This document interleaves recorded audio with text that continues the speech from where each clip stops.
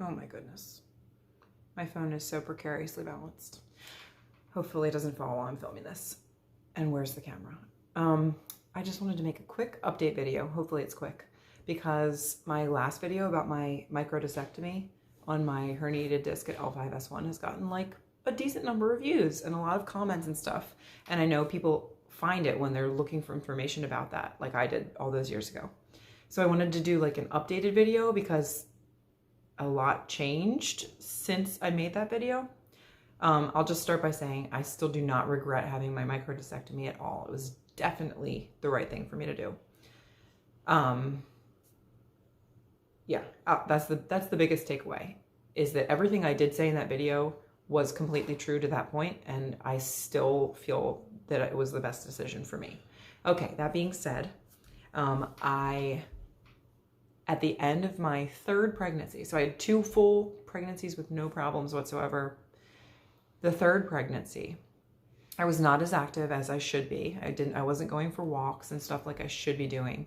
I was chasing around my 2 existing toddlers and, you know, living my normal life and making pretty good choices as far as what I was eating and stuff like that. But I was not exercising very intentionally very often. And it was eating away at me because I knew I should be keeping those core muscles tight and, you know. So anyway, I guess it was 3 weeks before my daughter's due date. I was just walking in the backyard. I didn't fall. I didn't anything. And I just like, my husband was like, allergies? Because I like grabbed my face like this because I felt that sciatic pain for the first time. Like just not even the same, but nerve pain, just like a shoo down my leg for the first time in 3+ years at that point. All my kids were very close together. So real quick, let me try to remember. I had my surgery in November of 2017. And then my son was born 2018, my next daughter, beginning of 2020. And this was all summer of 2021. So walking in the yard and I feel that jolt and just tried not to fret, but it started to get worse and worse. It was not the same as the last time. So if you watched my previous video, you know I like could not sit. And it also hurt a lot to stand and to walk and stuff like that. This time, by the grace of God, I was able to be up and active and like moving around and cleaning and picking up after the kids and playing and stuff like that. It was when I tried to lay down at night, when I tried to rest, is when it was like my hip. It felt more like an aching in my hip. Almost like my SI joint. Like that's what I thought it was, having, you know, all that I learned the first time around. And that just got progressively worse, like throughout those last 3 weeks of my pregnancy. And I thought after the baby came, maybe it would get better. Maybe it was the relaxin in my body. So there's a hormone at the end of your pregnancy that is super high, and it stays high, and it loosens all your joints for labor and stuff, but it can loosen things to the point that like injury is a little bit more likely to happen. So I was like, maybe it's that, maybe it's not a real issue. Had the baby, wonderful baby, wonderful birth story, crazy birth story. And I don't remember all the dates and everything, because, you know, if you have a newborn, like it's all kind of a blur, but I remember not being able to sit and nurse her. So again, the sitting became difficult. I couldn't sit I could sit in a hard chair. I could not sit in the rocking chair that I nursed my other 2 babies. Really couldn't sit comfortably anywhere. So I was having to nurse her laying down several times as I was like holding her and standing to change her diaper or carry her from the bathtub or whatever. I'd have to call for my husband because I literally felt like I couldn't stand upright anymore, and I like would fall to my knees and then crawl off somewhere. It was terrible. But very different than the first time with all of the pain symptoms that I mentioned in the first video. Just so it was a completely different pain, but I knew it was nerve pain. It was not muscular. No massages helped or anything like that. I was desperate. So I went to a chiropractor, who was very highly recommended in this area where I live now, particularly for women who have had babies, like, and for while you're pregnant. She's like, that's her specialty. And she even sees kids. I didn't know that like little kids and babies see chiropractors for all kinds of things. But I went to her. I could barely, I could barely walk around our house. It was like, I couldn't sleep because I couldn't lay down. And once I had the baby, it was hurting while I was walking, while I was standing, while I was sitting. I could sit, like I could perch on the edge of a firm seat.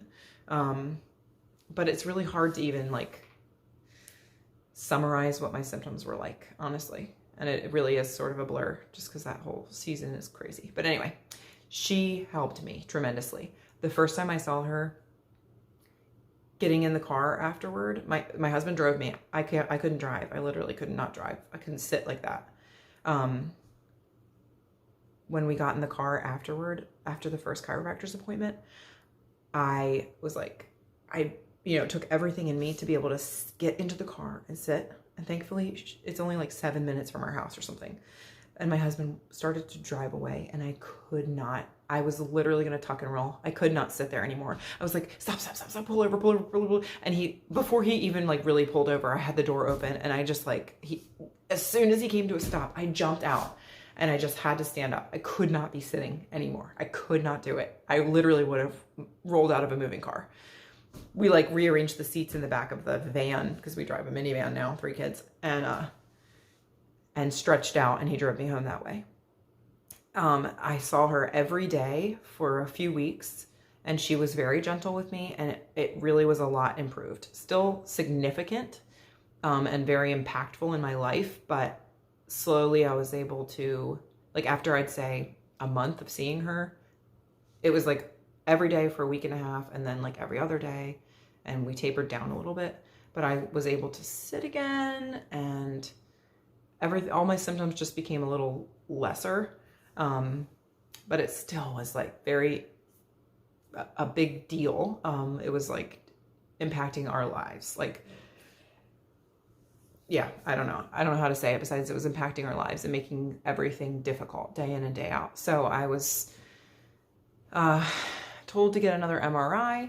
I went to a primary care physician, and was prescribed, to go get an MRI again, and x-rays, and a short course of steroid and anti-inflammatories like prednisone or whatever, to just like reduce whatever inflammation, and muscle relaxers. I think the steroids did help a little bit.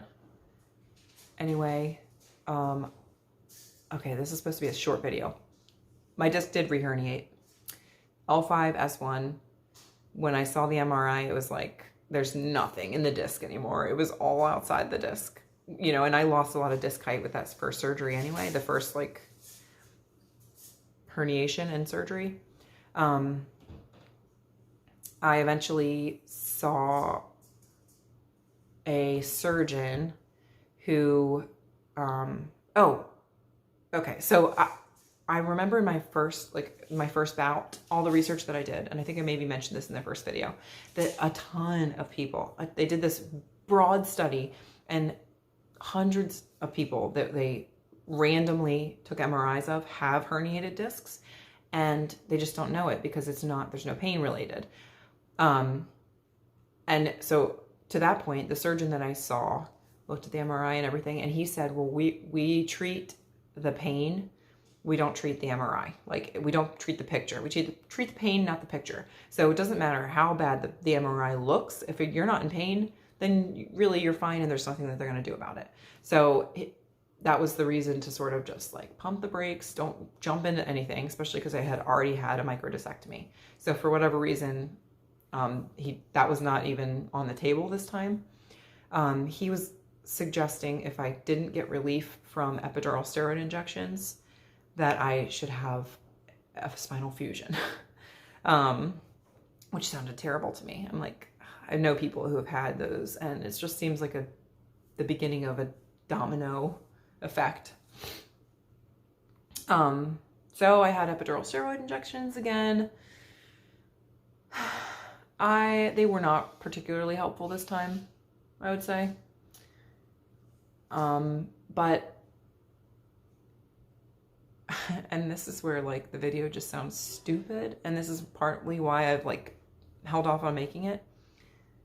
At some point, my symptoms went away. Like, so I stopped going to the chiropractor once I knew it was a herniated disc again. I went a few more times and they were doing traction and stuff, but then it just felt like she had helped me a lot in the very, very beginning when I could hardly even function at all. She helped me be able to get back to like somewhat functionable. But I was like, I plateaued basically, and I was like, I'm going to stop spending money every time I go. And I was doing a lot of stretching, exercising. I don't know, honestly, I didn't do PT. I just healed, I guess. Or enough of the disc, maybe enough of the extruded disc matter moved off of a nerve, or I honestly don't know what to tell you, except for I did not need surgery. I did not need really any intervention this time. I did have the epidural steroid injections. They didn't really help that much. It wasn't like related to one of those. I had relief and then the pain never came back. It just slowly tapered off, and I've been good. So I think I'm probably one of those people that if I would bet my bottom dollar that if you took an MRI of my spine today, I probably still have a herniated disc at L5S1. But for whatever reason, I guess it's not touching my nerve, and I'm not in pain. And I have my kids. I'll tweak my back or whatever if I'm like been carpet cleaning or doing like something heavy and repetitive, whatever. But it's just like normal back stuff. I feel like that's like normal. I don't know what else to say besides it's amazing. And do take your time, I guess, but like only you know what kind of pain you're in, and if this is like, if you can keep doing it and how long you can keep doing it for. Like the first time I had this issue, it had been so long and I had tried everything, and I was like, I just can't live my life like this anymore. And so the microdiscectomy was absolutely the right decision for me. This time, I mean, a spinal fusion was not the right decision for me, and thankfully I didn't do it. He wasn't going to rush into it anyway. I really liked that surgeon. If I ever need one, I'll go see him again. I'm sure you'll have questions, because what the heck? It's like a knot story. There's like no arc. It's like, and then just, it's gone. Just the symptoms were gone. Honestly, yeah, grace of God. And just, our bodies are amazing.